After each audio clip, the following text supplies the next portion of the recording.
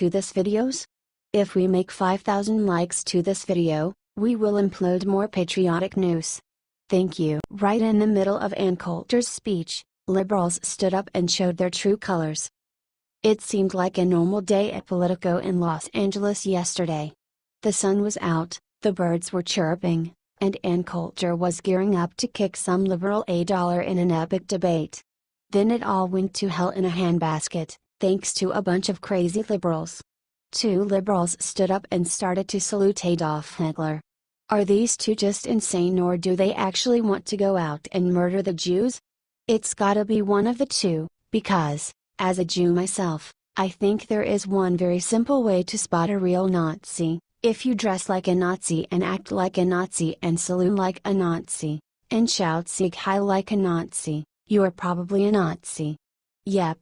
I don't think many people are gonna deny that basic fact. Hell, I actually gave them multiple qualifiers to be Nazis, which is generous. Still, these two managed to fit all of them. So, is it okay that young liberals are becoming Nazis? I sure don't think so. I want to know from you guys, though. Comment your answer and help share this article and video out to everyone.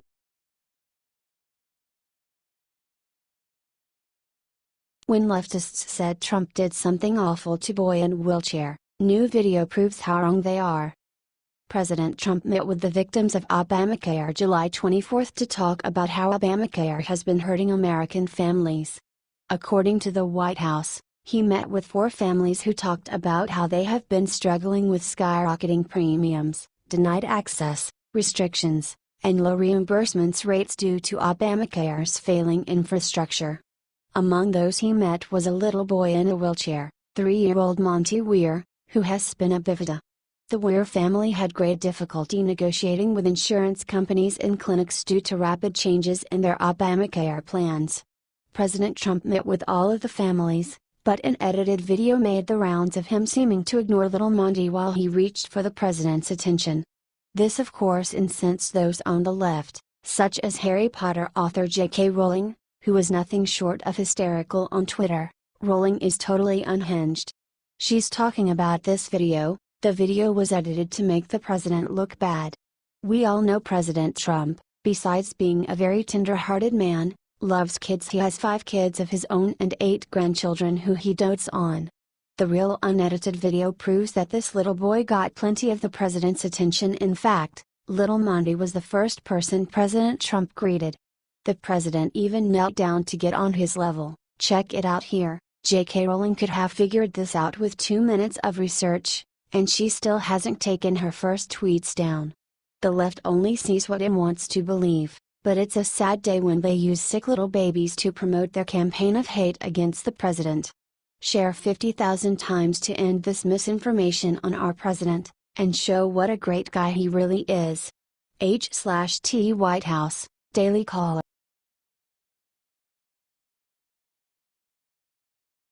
Ben Carson just told the world what he thinks about Trump, and the rhinos are. Secretary of Housing and Urban Development Dr. Ben Carson, who has been a background figure amid the hubbub surrounding the White House, recently gave an interview with the Washington Examiner. The retired neurosurgeon described his role in the administration and his relationship with the president. Carson gave his thoughts on the president's tweets, saying he was sympathetic and supportive of him. I think the White House has done well given the level of frustration. I mean, can you imagine you've been elected president and the only thing anyone wants to talk about is Russia? Can you imagine how frustrating that is? People say he's wild with his tweets and things. I think he's pretty restrained under the circumstances. This is in stark contrast to other Republican leaders who have been critical of President Trump's favorite means of communicating with the American people. This includes the likes of Lindsey Graham. When asked if he thought President Trump's tweets were too reactionary, Carson simply said, "I don't know if you could say he reacts too much. I would just say he is, perhaps, more reactionary than I might be." Carson went on to describe his relationship with President Trump, who he speaks to every week. "We're philosophically very well aligned. He knows a lot about housing. It's amazing how much he knows about it. But he's also a very kind-hearted person. You may not see that sometimes because he's reacting to things that other people are doing and saying. He sometimes reacts rather vigorously. Honestly, it's great to hear someone in DC has the president's back, especially after some Republicans have become so critical of him. Thanks, Dr. Carson. I'm glad we can depend on you. Share 10,000 times so all the rhinos know we support those who support our president. H/T Washington Examiner.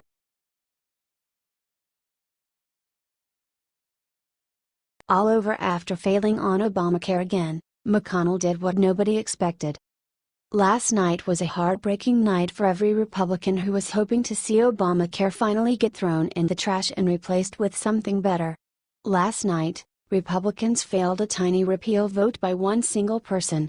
After the final heartbreaking loss, Majority Leader Mitch McConnell knew what he had to do. He took the floor, looked his colleagues in their faces and, Mitch McConnell cried on the Senate floor.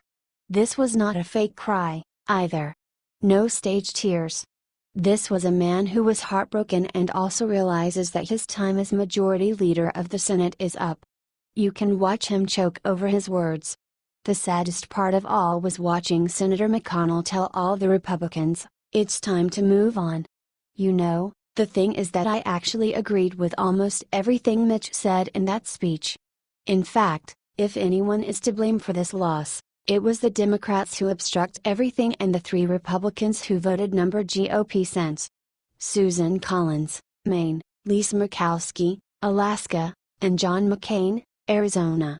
So, now we have the names of the Republicans who refused to come together for a repeal that was so small they called it skinny Obamacare. Should these 3 get re-elected? Comment your answer and share this out everywhere.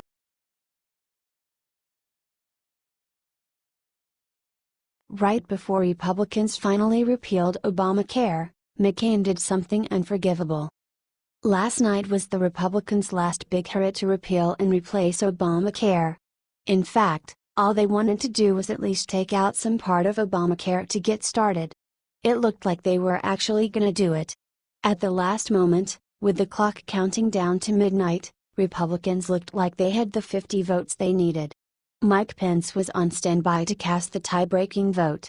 That's when it happened. John McCain cast the vote that saved Obamacare. That's right, Republicans ended up failing to even scratch Obama's health care plan. It was so sad to see them lose 49-51. The only 3 Republicans who voted against it were GOP sense. Susan Collins, Maine, and Lisa Murkowski, Alaska, and, of course, John McCain. Of course, the Democrats cheered as McCain saved their failed health program. They were expecting to lose. Tonight, he was their hero. The really sad part is, this bill was so tiny, McCain should have helped get us the win. Hell, even the Dems could have voted in favor of this, because it barely even touched Obamacare. But, this is where we live now. Paul Ryan once called Obamacare the law of the land now, and today John McCain made that a reality. Is it time for McCain to get out of the Senate? If so, share this everywhere and comment "Get out."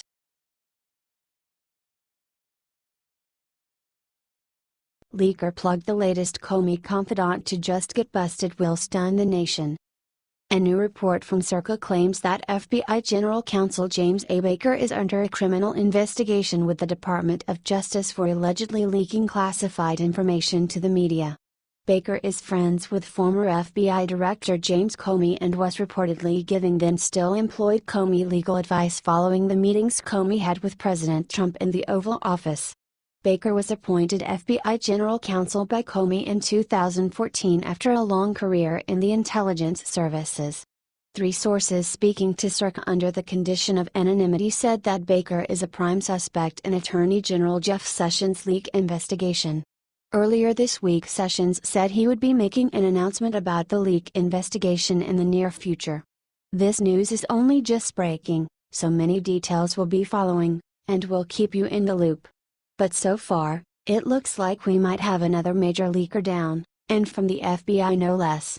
Share 50,000 times to get this out before the media buries it. H/T Circa